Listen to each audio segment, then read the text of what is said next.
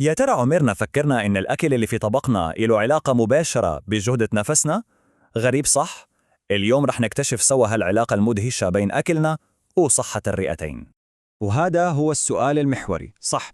يعني الرئتين دائما شغالين في الخلفية بصمت تام، وبصراحة يمكن ما نعطيهم حقهم إلا لما يصير التنفس صعب. بس الحقيقة إنه في عوامل كثيرة تؤثر عليهم، وعلى رأسها خياراتنا اليومية في الأكل. طيب خلونا نفكر فيها شوي. الأكل أبداً مش شيء محايد، خصوصاً لما نتكلم عن صحة الرئة. كل لقمة ناكلها هي يا أما دعم قوي يساعد الرئتين، أو عبء زيادة يخليهم يشتغلوا بجهد أكبر. بس السؤال هو كيف بالضبط الأكل يرتبط بالنفس؟ يعني شو هي الآلية اللي تربط طبقنا بجهازنا التنفسي مباشرة؟ يلا خلونا نشوف. القصة كلها ترجع لمصطلح واحد: الالتهاب. تخيلوا الموضوع كده، لما ناكل أنواع معينة من الأكل الجسم ممكن يرد بحالة طوارئ أو استجابة التهابية، وهذا يؤثر مباشرة على الرئتين.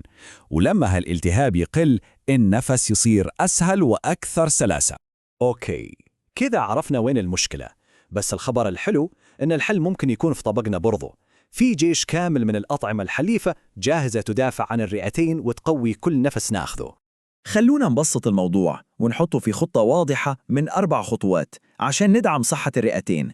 كل خطوة تركز على عنصر غذائي مهم ومهمته الخاصة.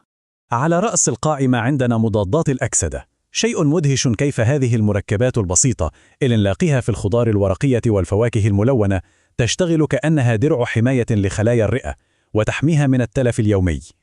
بعد كده يجي دور فيتامين سي، نقدر نعتبره الحارس الشخصي لجهازنا التنفسي. دوره مو بس يقوي المناعة بشكل عام، لا، هو يركز على تقليل الالتهابات في الجهاز التنفسي بالذات، وهذا يخليه ضروري جدا.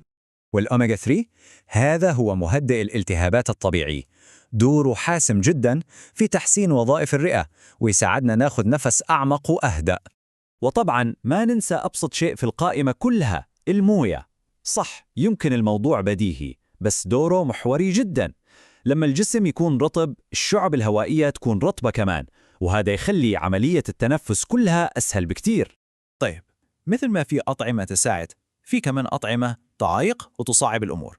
خلونا الحين نلقي نظرة على الأشياء اللي تعتبر عبء على الرئتين وتخليهم يشتغلوا بجهد أكبر من اللازم. طيب شو اللي يجمع هاي الأشياء كلها؟ السكر الأبيض، الأكل المصنع والمقليات، كلها تشترك في شيء واحد: ترفع مستوى الالتهاب في الجسم، وهذا يسبب ضغط مباشر على جهازنا التنفسي. الموضوع بسيط ومباشر. يعني في النهاية الموضوع عبارة عن اختيار. من جهة عندنا الحلفاء اللي يدعمون ويساعدون، ومن الجهة الثانية الأعداء اللي يزيدون الحمل على الرئتين، وهذا الاختيار نسويه كل يوم مع كل وجبة. طيب شو النتيجة؟ وش اللي يصير فعلا لما نبدأ نختار صح عن وعي؟ خلونا نشوف الفوائد الحقيقية والملموسة اللي ممكن نلاحظها في حياتنا اليومية. أول شيء ممكن الواحد يلاحظه هو تغيير في النفس نفسه. لما الرئتين ياخذوا الدعم اللي يحتاجوه والحمل يخف عنهم، النفس بشكل طبيعي يصير أعمق وأكثر كفاءة. ولما النفس يتحسن هذا يعني أكسجين أكثر لكل خلية في الجسم، والنتيجة أكيد إرهاق أقل وطاقة أكبر خلال اليوم. والفائدة الثالثة يمكن تكون مفاجأة للبعض: مقاومة أفضل للحساسية. نعم، لما الجهاز التنفسي يكون قوي والالتهابات فيه أقل، يقدر يتعامل بشكل أحسن مع مسببات الحساسية الموسمية. يعني الخلاصة من كل هذا هي أننا لازم نغير نظرتنا للأكل. هو مو بس عشان نشبع وخلاص، هو أداة قوية للصحة، وكأنه دواء يومي نعطيه لرئتينا.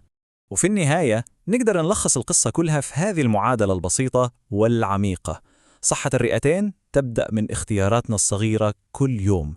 لما نختار بذكاء، إحنا مو بس نحسن تنفسنا، إحنا نحسن جودة حياتنا كلها.